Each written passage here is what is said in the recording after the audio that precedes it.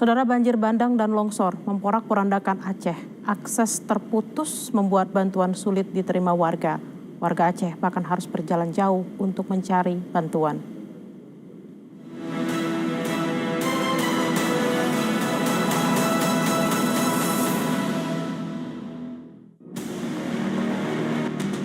Banjir bandang dan longsor meluluhlantakan tanah Rencong. Ketinggian air yang hampir mencapai 3 hingga 4 meter membuat warga harus menyelamatkan diri ke atap rumah. Mereka terpaksa berenang saat keluar rumah ketika arus mulai tenang dan meninggalkan harta benda. Kini barang dan harta benda mereka tertimbun dan tak bisa dibersihkan. Ya tolonglah dibantu istilahnya untuk membersihkan rumah-rumah, karena kalau pakai tenaga sendiri rasanya tidak mungkin Pak, karena ini bukan banjir biasa, nampaknya ini udah kayak tsunami nampaknya nih Pak. Kalau banjir biasa mungkinlah kita bisa bersihkan gini kan Pak, tapi kalau untuk ini kami cuma berharap kepada pemerintah lah Pak, kalau bisa cepat tanggap. Cerita warga Aceh tak sampai di situ. Sulitnya akses karena jalan rusak akibat banjir dan longsor memaksa warga harus jemput berjalan untuk mendapat bantuan. Lumpuhnya jalur darat mengakibatkan distribusi bantuan untuk korban banjir belum merata. Bahkan, warga harus mengandalkan air banjir yang disaring untuk kebutuhan sehari-hari. Dengan kondisi kami juga punya 3 bayi ya, punya 3 bayi.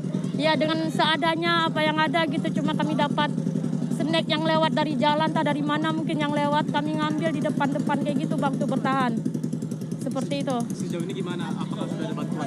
Sama sekali belum ada bantuan. Yang pertama untuk air bersih, kami tidak ada bantuan. Kami hanya ngambil, ngutip air-air yang di jalan kayak gini kami saring untuk kasih untuk bayi-bayi kami, Bang. Banjir dan longsor menerjang 18 kabupaten di Provinsi Aceh. Selain itu, 218 orang meninggal, 227 orang hilang, 1.838 orang terluka, dan 449.000 warga mengungsi. Masifnya banjir dan longsor di Aceh selama sepekan ini sampai membuat Gubernur Aceh, Muzakir Manaf, tak kuasa menahan tangis saat memberikan gambaran terkini penanganan bencana banjir dan longsor yang melanda Aceh. Jadi Aceh sekarang tsunami kedua. Jadi kita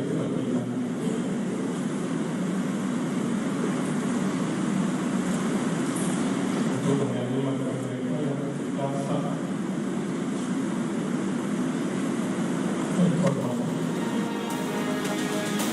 Bencana ini juga membuat sejumlah kepala daerah menyatakan angkat tangan, tak sanggup menangani dampak bencana banjir dan longsor. Mereka meminta bencana banjir dan longsor di Sumatera Utara, Sumatera Barat, dan Aceh ditetapkan sebagai bencana nasional.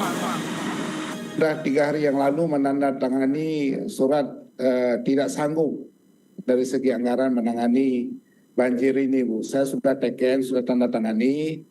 Jadi oleh karenanya mungkin sama juga dengan daerah-daerah lain di Aceh, dengan kondisi kami yang sangat terbatas, maka kami mohon uluran tangan dari pemerintah pusat maupun dari pemerintah Provinsi Aceh untuk segera membantu penanganan banjir ini, Bu, termasuk pasca banjir nantinya. Kalau menurut kami bermohon kepada Bapak Presiden supaya bencana besar ini dapat ditetapkan sebagai status bencana nasional. Duka warga korban banjir harus segera berakhir. Pemerintah harus bergerak cepat membantu warga pulih dari kondisi sulit ini. Tim Liputan Kompas TV.